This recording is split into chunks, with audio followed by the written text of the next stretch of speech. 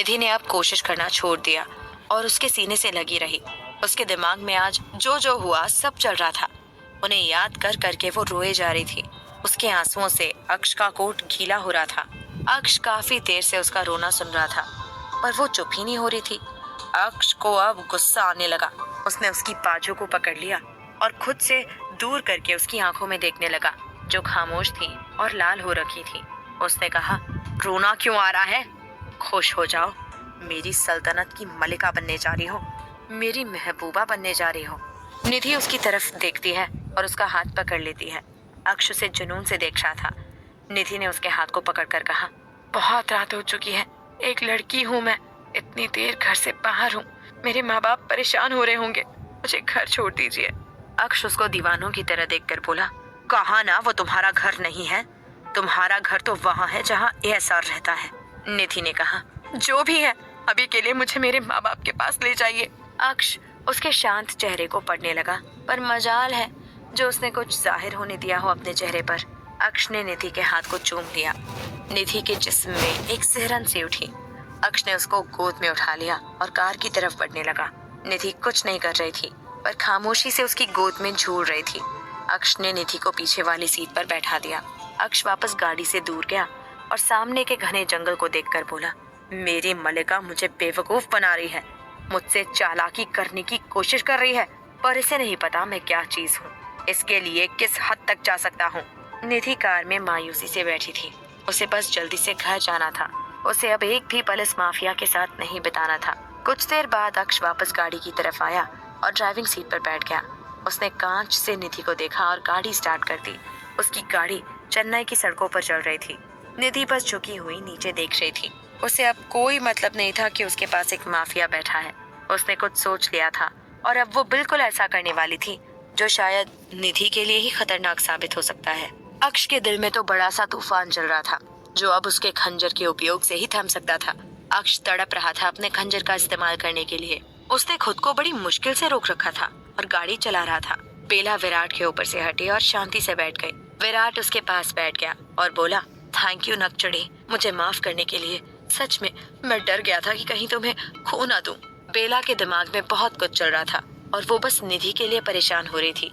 बेला विराट की तरफ मुड़ी और बोली, निधि कहाँ है? मुझे उसके पास ले चलो। विराट ने कहा, वो ठीक है। बेला बोली, ठीक तो होगी, पर मुझे उससे मिलना है, बताओ कहाँ है वो? विराट ने कहा, मिर्ची, वो भाई के साथ है। भाई उसे कहाँ लेकर गए हैं ये मुझे भी नहीं पता, पर इतना कह सकता हूँ कि वो सुरक्षित है। बेला को बहुत गुस्सा आ रहा था। ये आदमी उसे बता ही नहीं रहा था कि उसकी निधि कहाँ है। मजबूरी में बेला शांति से बोली, देखो अंकल, प्लीज बता दो कि मेरी निधि कहाँ है। विराट ने कहा, पागल हो क्या? मैं कह रहा हूँ कि मुझे नहीं पता निधि कहाँ है, तो कैसे बताऊं? बेला ने कहा, पता क्या है तुम्हें? हाँ, झूठ तो आसानी से बोल लेते हो, पर ये बात नहीं पता। विराट ने कहा, बेला क्या हुआ? इतना नाराज मत होना यार, सच में भाई उसे कहाँ लेकर गए? I don't know, but she is safe, that's sure. Bela चुपचाप अपनी जगह पर बैठी रही। विराट उसको शांति से देख रहा था। कुछ देर बाद बेला खड़ी हुई। विराट भी उसके साथ साथ खड़ा हुआ और उसे प्यार से देखने लगा। बेला ने कहा, मुझे निधि के घर छोड़ दो। विराट ने कहा, इतनी जल्दी? बेला ने कहा, देर रात हो चुकी है, अंकल आंटी परेशान हो रहे होंगे, समझाना होगा कि निधि कहाँ है। विराट ने कहा, ओए नकचड़ी, नाराज तो नहीं है ना? बेला ने कहा, नहीं, मुझे बस घर जाने दो। विराट आगे आया तो उसने बेला को गले लगा लिया। बेला ने भी उसकी पीठ पर हाथ रख दिया, पर गुस्से से निधि को याद करने लगी। विराट ने उसे गाड़ी में बैठा दिया और दोनों निधि के घर के लिए निकल गए। पूरे रास्ते बेला खामोश रही और निधि के बारे में सोचती रही। किस हाल में होगी वो मासूम, क्या कर रही होगी? कहीं उस माफिया ने उसके साथ कुछ गलत तो नहीं कर दिया होगा? ऐसे अजीब अजीब ख्याल बेला के दिमाग में चल रहे थे। विराट बार बार उसको देख रहा था। विराट ने उसके हाथ को पकड़ लिया और गियर पर रख दिया और उस पर अपना हाथ रख दिया। बेला सामने देख रही थी। विराट ने उसका हाथ दबा दिया, फिर भी बेला ने उसकी तरफ नहीं देखा। विराट को अच्छा नहीं लग रहा था।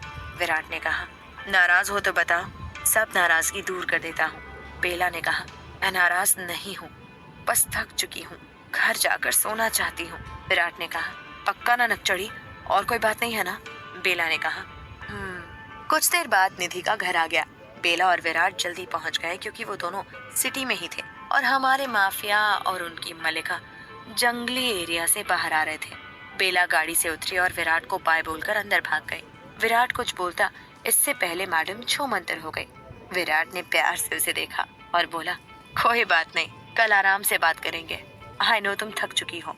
विराट ने गाड़ी स्टार्ट किया और वहां से चला गया। उसके जाते ही बेला, जो दीवार के पीछे छुपी थी, बाहर आई और रोड पर लगी बेंच पर बैठ गई। बेला एकदम शांत लग रही थी, पर उसके अंदर तूफान चल रहा था। उसकी दोस्त का कोई अता पता नहीं था। बेला अचानक रोने लगी। उसकी आंखें लाल हो गईं। अपने आंसुओं को पोंछकर वो बोली, कैसे माफ कर दूं अंकल तुम्हें, कैसे? एक बार के लिए सच में किया था माफ, पर तुम मुझसे अभी भी झूठ बोल रहे हो कि तुम्हें निधि के बारे में नहीं पता। क्यों झूठ बोल रहे हो? बता दो ना, मेरी दोस्त कहाँ है? मुझे उसकी फिक्र हो रही है। क्या जवाब दूं उसके माँ बाप को? बताओ, कैसे समझाऊं उन्हें? वो माफिया, मुझे उस पर बहुत गुस्सा आ रहा है और तुम पर भी। बस अब बहुत हुआ, अब हम नहीं डरेंगे। बस एक बार मेरी निधि मिल जाए, फिर देखना आप लोग। बेला को बहुत गुस्सा आ रहा था।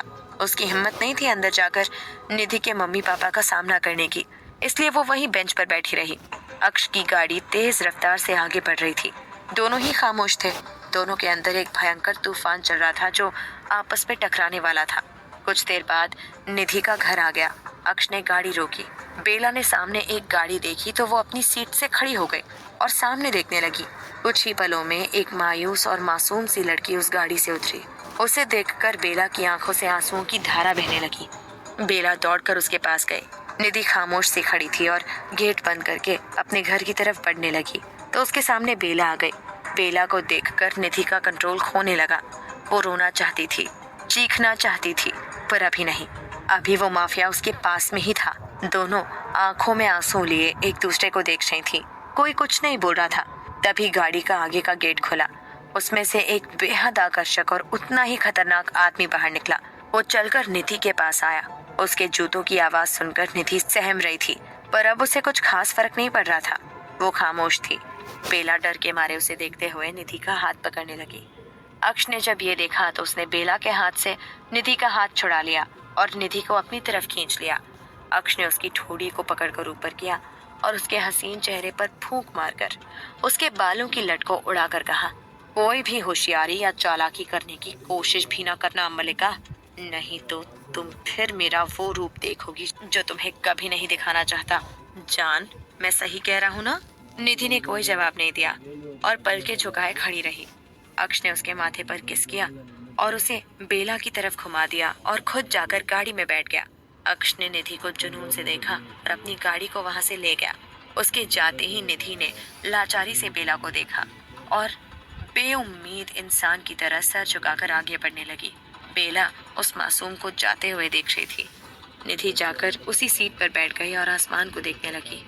बेला उसके पास आकर बैठ गई। उसने कहा, चल अंदर चलते हैं। निधि मुस्कुराने लगी और बोली, उनको क्या बताऊं कि आपकी बेटी का आशिक एक माफिया है, एक खूंखार माफिया जो बुरी तरह से उसके पीछे पड़ा है। बेला ने कहा, कुछ मत कहना उनसे, बस चलकर सो जा। निधि ने कहा, बेला, वो आदमी अब मुझे कभी नहीं छोड़ेगा। बेला ने कहा, तो चिंता मत कर, मैं हूं ना तेरे साथ, सब ठीक होगा। निधि ने कहा, वो किसी से नहीं डरते, इनफैक्ट सब उनसे डरते हैं। दुनिया में ऐसी कोई ताकत नहीं जो उन्हें कमजोर बना सके। बेला ने कहा, है? निधि ने पूछा, कौन? बेला ने कहा, निधि रावत। बेला ने कहा, क्या बोल रही है तू? बेला ने कहा, सही बोल रही हूँ। उस माफिया को अगर कोई कमजोर बना सकती है तो वो सिर्फ तू है। वो इंसान तेरे पीछे पागल है, दीवाना है तेरा। उसकी तेरे लिए हदें आज हमने साक्षात देखी हैं। कुछ भी कर सकता है वो तेरे लिए। निधि ने कहा, कुछ भी कर सकता है पर मुझे छोड़ नहीं सकता और मुझे उससे दूर रहना है। और बेला, मुझे उनसे कुछ भी नहीं करवाना, मैं बस अब उनसे दूरी बनाना चाहती हूँ। बेला ने कहा, और मिस्टर राजपूत का क्या? ये नाम सुनते ही निधि की आंखों से पानी बहने लगा। बेला ने उसकी तकलीफ देखी और बोली, क्यों? क्या तुम मिस्टर राजपूत को भूल सकती है? निधि ने कहा, कभी नहीं। बेला ने कहा, अक्ष ही माफिया है मेरी जान। निधि ने कहा, काश वो कभी अपनी सच्चाई मेरे सामने नहीं लाते और जिंदगी भर बस अक्ष बनकर मेरे साथ रहते। काश मुझे कभी पता नहीं चलता कि अक्ष ही एहसार है। बेला ने कहा, पर अब सच तेरे सामने है, अब क्या करेगी तू? निधि ने कहा, दूरी बना लूंगी उनसे, दूर चली जाऊंगी, उनको मेरे आसपास नहीं आने दूंगी, बस अपने अक्ष की यादें अपने साथ रखूंगी। बेला ने कहा, अब उन्हें भूलना ही हम दोनों के लिए बेहतर है। निधि हैरानी से उसकी तरफ देखने लगी तो बेला मुस्कुराई और उसके कंधे पर हाथ रखकर बैठ गई। निधि ने उसको अपने गले से लगा लिया। बेला ने कहा, मुझे भी तो धोखा मिला है, मुझसे भी सच छुपाया गया है। निधि ने कहा, नहीं बेला, जो तू सोच रही है वो गलत है, तू उनके साथ ऐसा कुछ मत करना। बेला ने कहा, सच में निधि, मैंने उन्हें माफ कर दिया था पर उसने मुझसे वापस झूठ बोला। मैंने कुछ नहीं कहा पर मुझे बहुत दुख हुआ। मुझे कोई फर्क नहीं पड़ता कि वो एक माफिया है, बस वो मुझसे सच ना छुपाए। एक सच छुपाना ठीक है पर दूसरा झूठ बोलना कि उसे नहीं पता कि तू कहाँ थी, ये तो गलत बात है। निधि ने कहा, विराट बहुत अच्छा लड़का है, तुझसे बहुत प्यार करता है, तू कुछ गलती मत करना बस। बेला ने कहा, तो बुरे तो मिस्टर राजपूत भी नहीं है, फिर तू उनके साथ कुछ गलत क्यों करने जा रही है? निधि बोली, चुप हो जा बस। बेला भी रोते हुए बोली, क्या हो गया ये सब निधि? दोनों एक दूसरे के गले लगकर रोने लगी। दोनों का दुख उनसे जुड़ा है जो इनके लिए बहुत मायने रखते हैं, पर दोनों उनसे दूरियां बनाना चाहती हैं। निधि ने कहा, तूने सच कहा था बेला, देख आज एक माफिया तेरे दोस्त के पीछे हाथ धोकर पड़ा है। बेला रोने लगी। निधि ने कहा, हिम्मत रखनी होगी और इस सिचुएशन का सामना करना होगा डटकर, एकदम हिम्मत से। बेला ने कहा, हाँ तू सही बोल रही है। निधि ने कहा, चल अब अंदर चलते हैं और सोते हैं, कल कॉलेज जाना है, मैं थक भी चुकी हूँ। बेला ने कहा, आज की रात मुझे तो नींद नहीं आएगी, बार बार उस आदमी का चेहरा मेरे सामने घूमेगा यार, कितना प्यार करती हूँ मैं उससे। निधि ने कहा, तुझे और विराट को अलग होना ही नहीं है, तू ये सब छोड़ और अब चल। दोनों खड़ी हुई और अंदर चली गई। निधि के मम्मी पापा घर पर ही थे। उसके पापा तो सो चुके थे पर सीमा जी जगी हुई थी और उनका ही वेट कर रही थी। दोनों को अंदर आते देखकर वो थोड़ी खुश हुई और उनके पास आकर बोली, तुम दोनों ने खाना तो खा लिया ना? निधि ने कहा, हाँ माँ, आज पेट भर कर खा लिया, अब थक गए हैं तो सोने जा रहे हैं। सीमा जी ने कहा, ठीक है बेटा, तुम दोनों जाओ, कल बात करते हैं। दोनों झट से अपने रूम में चले गए। दोनों कमरे में आई और गेट बंद कर दिया। बेला बेड पर जाकर बैठ गई। निधि उसके पास आई और जैसे ही बैठने लगी तभी बेला ने उसके गले में लाल निशान देखा। बेला उसे देखकर चौंक गई। उसने पूछा, निधि, मिस्टर राजपूत ने तेरे साथ कुछ किया तो नहीं ना? निधि ने कहा, क्या मतलब? बेला ने कहा, ये तेरे गले में लाल निशान कैसे हैं? निधि को सब कुछ याद आ गया और वो उदास होकर बोली, तू जो सोच रही है ऐसा कुछ नहीं किया उन्होंने, ये तो उनके गुस्से का छोटा सा हिस्सा मुझ पर उतरा है, इससे आगे कुछ नहीं किया उन्होंने। बेला को विराट की बातें याद आने लगी। उसका कहना सच ही था कि अक्ष को सिर्फ एक ही इंसान कंट्रोल कर सकती है और वो ही उसे कमजोर बना सकती है, और वो है निधि रावत।